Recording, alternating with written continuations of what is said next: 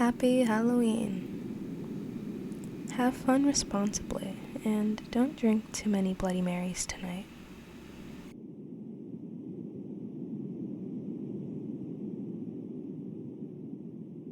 I grew up in a densely forested rural area in central Virginia, and like most kids my age, 10 at the time of this story, I spent a lot of time playing in and around the woods.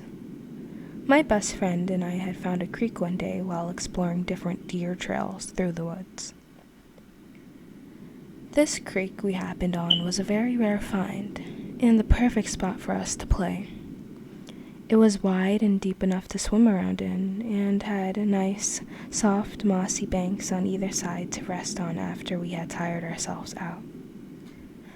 The water was cool and clear, no copperheads, and no mosquitoes because the water was constantly running. We were psyched. After a few hours of swimming, we had to walk back home for lunch, but made plans to pack lunch the next day so we could have a picnic on the creek banks and spend the whole day there. The next morning, we set out for the woods at around 1 p.m., planning to have the picnic first and swim after. We entered at the same spot we had the previous day and followed what we thought was the same deer trail. It was not. At the point where we should have found the creek, we walked into a small clearing that was covered in huge, thick ferns. We had definitely never walked past this before.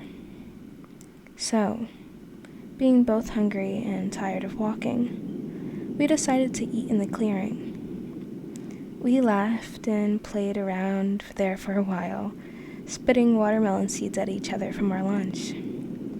It was an absolute blast, and we were both in wonderful giddy moods. That was changed, however, as soon as we packed up and set back out to find the creek. At the point where we should have found the creek, we walked into a small clearing that was covered in huge, thick ferns. We had definitely never walked past this before. So, being both hungry and tired of walking, we decided to eat in the clearing. We laughed and played around there for a while, spitting watermelon seeds at each other from our lunch. It was an absolute blast, and we were both in wonderful, giddy moods. That all changed, however, as soon as we packed up and set back out to find the creek. As we walked on, the woods started to feel darker and colder. We got skittish, and I noticed my friend kept whipping her head around to look behind us. After about half an hour of walking, we came up on what looked like an entire overgrown bathroom.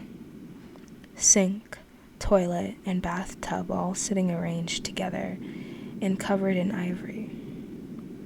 It's pretty common to find weird shit like this in the middle of the woods, so we just walked on and made jokes to lighten the mood, calling it Bigfoot's bathroom. After another hour of walking and not seeing anything we recognized, we started to panic. Instead of trying to find the creek, we were now trying to find our way back home, or out the woods, at least. I told her we should follow the sun, and eventually we would come up on a road or someone's property where we could find help. She insisted on another way, and we began yelling at each other out of fear and, let's be honest, little girl bossiness. I told her if she thought she was so right, she should just go on her own way, and we could see who would get out first. So, we split up. Now, as an adult, I fully acknowledge I was being a stubborn brat, and also an idiot. Worst possible thing we could have done. Not 10 minutes after splitting up, I began to hear someone walking maybe 100 feet behind me. Thinking it was my friend deciding to go my way after all, I slowed down so she could catch up with me.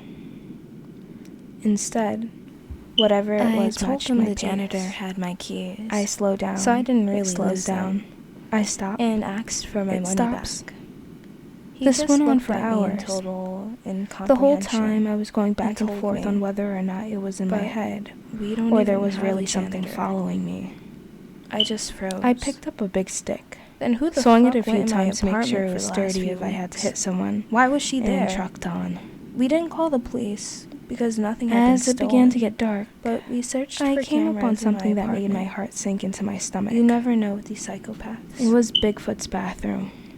I hadn't seen her I since had just then, walked in a huge circle and I'm glad for to know hours, that she despite can't being enter the complex 100% anymore sure I without was the following badge the on the setting keys. sun west the entire time. Moral of the story: Confused and frustrated, try not to I lose sat your down keys, on a guys. log and just screamed my little heart out while smacking my whoop-ass stick repeatedly into the ground.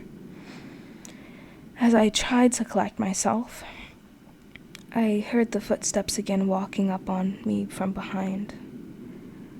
I called out my friend's name as loud as I could. No answer. Then, after a short pause, the steps began to run towards me. I jumped up and booked it as fast as I could in the opposite direction. Now, this is the truly horrifying part which I typically omit while telling people this story. As I was sprinting through the darkening woods, I began to hear what I thought was church bells. I looked up to see the darkest, deepest cloud I have ever seen in my life. In the middle, it was so black, it was like looking into the midnight sky, and the dark gray around it seemed to be almost swirling. It gave me a horrible feeling to look at, almost like the nausea you get when looking through binoculars too long. What sickened me further is that I realized the sound of the bells was coming through the hole in the cloud. They were deafening. I mean, really booming out of this thing. When I realized this, I stopped dead in my tracks. I felt a sense of absolute and overwhelming dread that had been unmatched in my 24 years on this planet. Something in my head began screaming that if I did not run away from whatever this hell the cloud was, that nobody would ever see me again, that I would be gone. I did not want to run towards the thing chasing me behind me either, so I made a sharp right and took off both. It was now completely dark, and I was running blind through the woods, smacking through branches, wheezing, and tripping every few steps for what seemed like another hour, until I smacked into something low and flew into it, hitting the ground so hard all the air in my lungs was knocked out of me. As I lay there trying to recover, I realized I couldn't hear the bells anymore. Then my eyes adjusted more to the dark, and I realized what had made me go ass over teeth was an old fence. Grabbing hold of it, I prayed it would lead me to a farm, and sure enough, it did. I walked up over a hill about a mile to the back of the farmhouse, explained what had happened, and the farmer graciously gave me a ride back home. I was covered head to toe in scrapes, oozing blood, and more exhausted than I have ever been in my life. But I was finally safe. It was past 9 p.m. when I finally walked through my front door. My friend had gotten back shortly after we split and figured I had as well, so hadn't told anyone I was lost. And my family just figured I was still out after dark, which wasn't uncommon for me. They were shocked when I walked in beat up and crying. Nobody had been looking for me at all. To this day, I wonder how long they would have waited to come find me if I hadn't been lucky enough to find the fence, and if it would have been too late.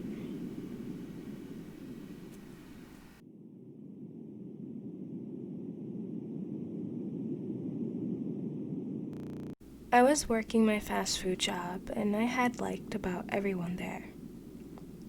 I was a mom figure to the younger staff. We had a good crew until one day my boss hired this kid. The kid gave me really bad vibes from the get-go, and I couldn't for the life of me figure out why he was hired in. I thought he had an evil spirit about him. He was standoffish, had a bad temper, lazy, and not interested in working with others. I had actually talked to my assistant manager and expressed concern about him. She admitted she felt very uncomfortable around him, too. I was glad I didn't have to work with him much, as I was undergoing treatment still for cancer. Not long after he was hired in, I would leave to go back to my serving job, as that was much better money. A couple months later, there was a killing and assault on an elderly couple. The 77-year-old man was murdered, and he tried to rape and set the wife on fire to hide his crime. I was not surprised at all when I learned this creep was the culprit. He is now in jail for life, with no chance of parole. He threw his life away at 19.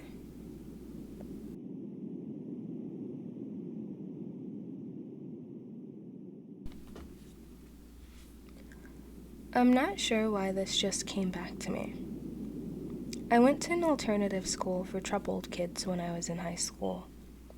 I did some pretty bad stuff as a kid. There was this one particular guy that kept asking me to be his girlfriend. I kept telling him no. He would message me on MySpace, when it was still a thing, to be his girlfriend. I don't know what it was, but something kept telling me not to date him. There was one instance when we were in class and I made a light teasing joke about him. He looked at me with the most sinister look I had ever seen. I decided to stay away from this guy since then. Fast forward a year, and he goes to his regular high school, and so do I. I never heard of him until years later. I saw that he was incarcerated for killing his high school girlfriend because he thought she was pregnant. He stabbed her over 20 times in an abandoned field. The poor girl was only 17 at the time. I remember reading that article and feeling goosebumps and disgust at this piece of shit for taking an innocent life. So, yeah. That was definitely another creepy encounter that I had.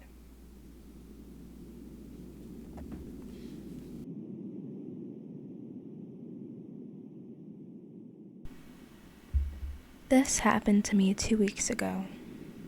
I started university in September, and therefore live in a students-only apartment complex. There are 4 other apartments in my hallway, and sometimes we spend time in each other's apartments. I had the absolute chance to lose my keys the first week of university. It wasn't a big deal. I simply paid for another key. After a week in my apartment, I started to notice that some of my stuff wasn't in the same place as I thought I'd put it. It didn't scare me, because I know I'm a very distracted person. On the day of the incident, I was coming home earlier than usual with another student, Thomas, the boy that lives in the apartment next to mine. We got in, and when I unlocked my door, I saw a woman inside my apartment. Of course, it scared me. But as I was about to ask her what the fuck she was doing there, she told me, "Oh, sorry. I didn't know you'd be home this early. I'm the janitor. I clean rooms weekly." She then smiled at me and went out. I didn't know we had a janitor, but this kind of explained why my stuff was moving. Thomas then noticed she had left her keys on my desk, and I said I should give them back to her. When I looked closer at them, I just realized those were my lost keys. The night passed, and I decided to talk to the man in charge of the complex about this. I told him the janitor had my keys, so I didn't really lose them, and asked for my money back. He just looked at me in total incomprehension and told me, "But we don't even have a janitor." I just froze. Then who the fuck went in my apartment for the last few weeks? Why was she there? We didn't call the police because nothing had been stolen, but we searched for cameras in my apartment. You never know with these psychopaths. I hadn't seen her since then, and I'm glad to know that she can't enter the complex anymore without the badge on the keys. Moral of the story: